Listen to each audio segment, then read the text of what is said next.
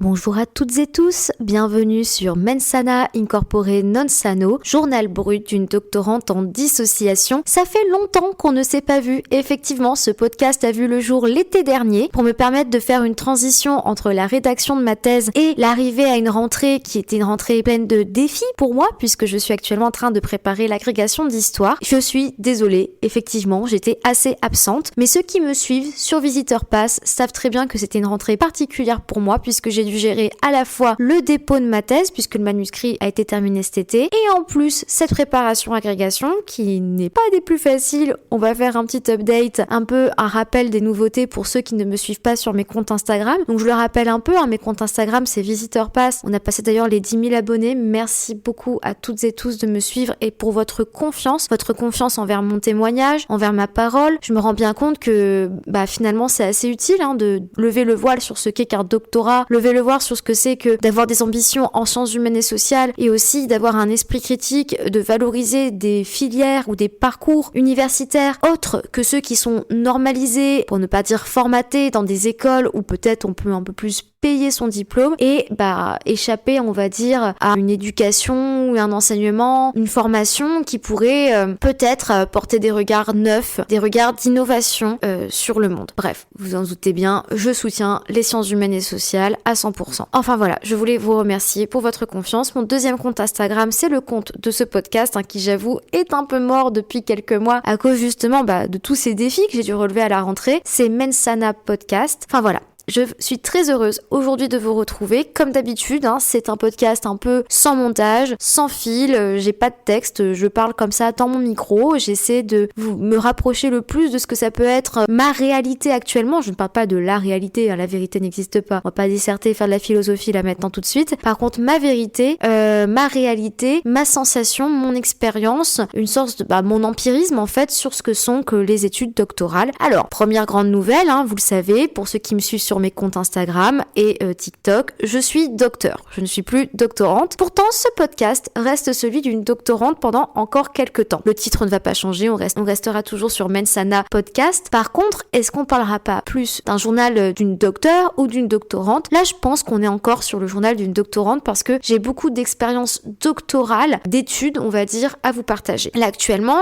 je me suis lancé un défi pour cette année. C'est pour ça aussi que c'était un peu difficile pour moi de tenir le rythme du podcast parce que je passe agrégation d'histoire et j'aimerais faire un petit disclaimer, une petite parenthèse à ce sujet avant de rentrer sur le thème de cet épisode qui est ma soutenance, le fait que j'ai changé de grade actuellement. Je suis donc docteur des universités en histoire. Alors, petit disclaimer sur l'agrégation. Effectivement, moi j'ai actuellement mon doctorat, mais je n'ai pas d'emploi. Je n'ai pas eu d'autres postes d'attaché temporaire d'enseignement et de recherche à terre pour les plus intimes avec cette fonction et c'est un peu problématique pour moi. J'aurais pu chercher, un poste de contractuel. Je n'ai pas de concours. Moi, à la base, j'ai une formation dans la conservation du patrimoine et j'ai un peu travaillé en politique, mais c'est pas quelque chose que j'ai eu envie de continuer parce que je me suis rendu compte tout au long de mes 5 années de doctorat que j'adore transmettre, que ce soit sur les médias, sur n'importe quel média, sur les réseaux, que ce soit dans une salle de classe. J'adore transmettre, même que ce soit en conférence, vraiment, toutes les formes de transmission me plaisent et je me rends compte que la recherche, j'aime beaucoup ça, comme la conservation, comme le catalogage, le référencement de données, etc. Mais être derrière un bureau constamment, c'est pas ma personnalité. J'ai besoin d'avoir un peu les deux et voilà. Et je pense aussi que je suis quelqu'un d'un peu théâtral et j'aime beaucoup transmettre. Du moins, tant que j'en ai l'énergie, j'ai envie de continuer à le faire. Et je suis très contente d'avoir trouvé ce canal que sont les réseaux sociaux parce que je trouve que ça me permet de toucher plus de personnes. Et quand je vois vos retours, vraiment, merci beaucoup à toutes et tous pour votre confiance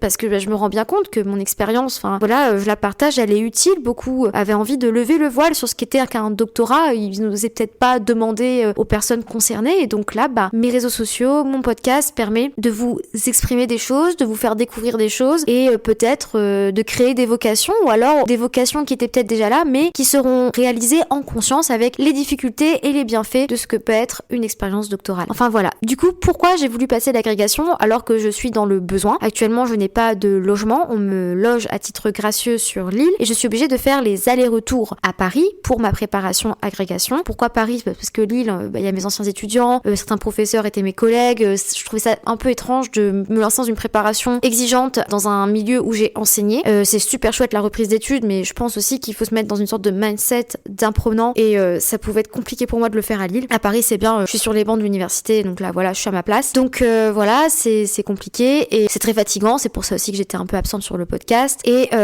beaucoup m'ont dit, mais m'ont posé cette question, pourquoi tu passes l'agrégation et pas le CAPES alors que t'es autant dans le besoin après ta soutenance? T'as besoin d'un métier, il faut bien manger pour vivre, c'est la réalité, la dure réalité de la vie. Bah parce que je trouve qu'il y a beaucoup de femmes qui se censurent et passent le CAPES par sécurité et se disent plus tard je passerai l'agrégation ou plus tard je ferai un doctorat, et finalement elles ne le font jamais parce qu'elles se laissent peut-être happer par d'autres projets, des projets souvent qui sont dans le soin d'une famille, le soin d'un foyer, enfin le soin même de leurs propres parents s'ils ont eux-mêmes des problèmes de santé. Voilà, les femmes peuvent laisser un peu plus rapidement que les hommes, et ce sont des chiffres qui le prouvent, leur carrière, leurs ambitions qui sont un peu plus audacieuses et construire une carrière un peu plus modeste. Et je me suis dit bah voilà, l'agrégation, il y a moins de chances que je l'ai, alors que le CAPES, on va pas se mentir, quand on a un doctorat, qu'on a autant enseigné que moi, j'ai enseigné que ce soit du supérieur, dans le général et en lycée pro, je pense que le CAPES aurait tout à fait été accessible pour moi si je l'avais bien préparé, mais j'ai préféré préparer le doctorat. Ce sont des programmes très différents, hein. Je vais quand même passer le CAPES, mais je vous avoue que je vais le rusher, donc il y a encore un risque que je ne l'ai pas, mais je trouve que mon niveau est davantage celui d'une agrégée, donc je vais tout me donner et tant pis si je rate, j'essaierai vraiment de le repasser aussi l'année d'après en ayant un petit métier qui travaille à McDo à côté, enfin on verra, parce que je refuse de rentrer dans de l'autocensure, que ce soit par mon genre ou aussi ma classe sociale, c'est-à-dire que moi je suis pas rentière, je ne suis pas héritière, je ne suis pas parisienne, donc en fait j'ai plein de facteurs sociaux qui font que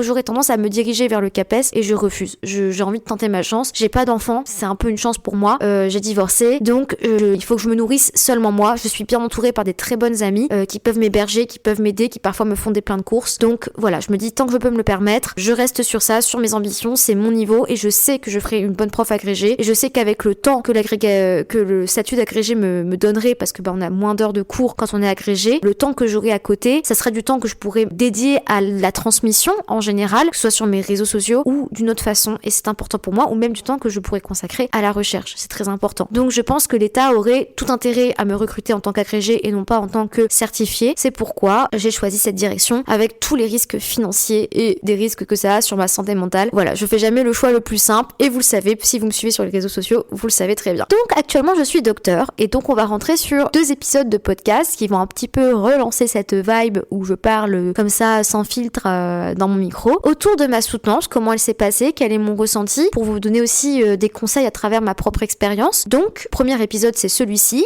déjà c'était un épisode introductif assez long, on est déjà à 9 minutes je crois de podcast là. Bah c'est pas grave, je vais vous lire en fait, je vais vous présenter mon discours de soutenance. Pourquoi? Parce que je me suis rendu compte que beaucoup d'entre nous ne vont pas forcément, c'est pas une volonté, hein. Moi je conseille à toutes et tous d'aller voir des soutenances de thèse, même de master, hein, pour se faire une idée de ce qui se fait dans la recherche, quelles sont les nouveautés, on va dire les plus nouvelles, les actuelles on va dire dans la recherche, dans un domaine de recherche, et en même temps ça permet de voir des exemples de posture, de voir des exemples d'argumentation, de voir des exemples de questions qu'on peut poser lors d'une soutenance de mémoire ou de thèse. Donc bon, une thèse, j'avoue que c'est une soutenance beaucoup plus challengeante, hein, beaucoup plus corsée, hein, on nous sauce on va dire, on nous prend à bras le corps et il faut justifier tous nos choix qui soient méthodologiques, aussi nos choix de sources, il faut assumer aussi ses erreurs, hein, parce que sur un travail aussi grand, moi personnellement ma thèse fait plus de 800 pages, hein, c'est 676 pages de texte je crois, avec 2 index et 187 je crois d'annexes, voilà, donc avec beaucoup de traductions, de transcriptions du 15e, 16e, enfin voilà, du coup bah bien effectivement il y a quelques erreurs dans quelques transcriptions etc, je dois reprendre mon manuscrit, mais tout ce qui sont de l'ordre des étapes de la soutenance, du dépôt,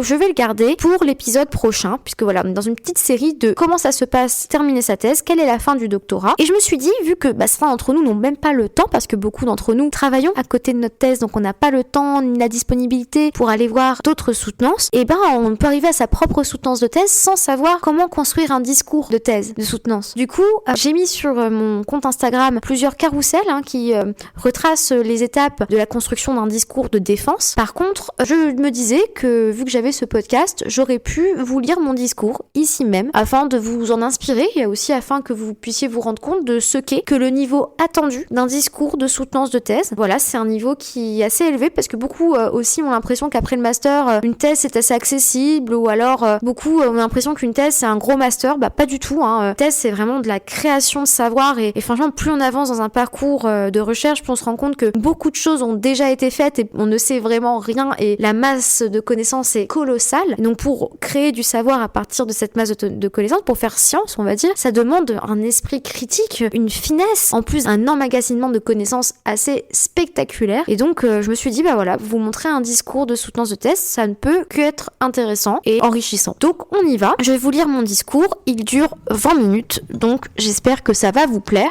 Ça sera donc l'occasion d'un second épisode parce que j'aime bien faire des courts épisodes parce que j'ai l'impression que si j'en fais des trop longs, personne se lancera à l'écoute. Donc voilà, on est dans une série d'épisodes autour de la soutenance et moi je pensais faire 2 épisodes, mais en réalité je vais en faire beaucoup plus. Je vous ai dit, c'est vraiment le podcast de la fluidité, de la transparence. J'ai même pas compris le nombre d'épisodes que je ferai autour de ma soutenance. Ouais, bon voilà. Je vais arrêter ici pour cet épisode-ci, qui est l'épisode introductif à cette série de soutenance, de défense de thèse. Et donc le prochain épisode, ça sera le lendemain de celui-ci, le discours de ma soutenance. Et le prochain, ça sera tout l'administratif, l'expérience du dépôt de thèse. Et je pense que je séparerai un peu et je ferai un autre épisode sur l'entretien de soutenance qui était particulièrement musclé pour moi, dans mon cas, parce que je fais une thèse sur le genre, je fais une thèse d'histoire comparée, je parle d'énormément d'espaces, donc c'est dur d'être spécialiste d'autant d'espaces européens. Donc voilà, ma thèse, je tiens à rappeler, 9 langues utilisées dans ma thèse. Effectivement, j'ai de la chance d'être plurilingue, comme a dit ma directrice, elle m'a choisi pour mes capacités linguistiques. Bon voilà, j'espère que j'ai pu satisfaire à peu près ses attentes. Enfin voilà, je vous présente ça comme ça. Je vais faire est-ce que je me fais un plan ou pas? Parce qu'avec l'agrégation, j'ai vraiment pas le temps. Je préfère vraiment prendre mon micro et vous parler comme ça à cœur ouvert. Ouais, non, je vais pas faire de plan, donc j'annonce pas de numéro d'épisode. Voilà, j'aime bien montrer un peu les coulisses. Vous y avez le droit là, maintenant, tout de suite. Donc, je vous souhaite vraiment la bienvenue dans cette nouvelle série, Académiquement Vôtre. Clara.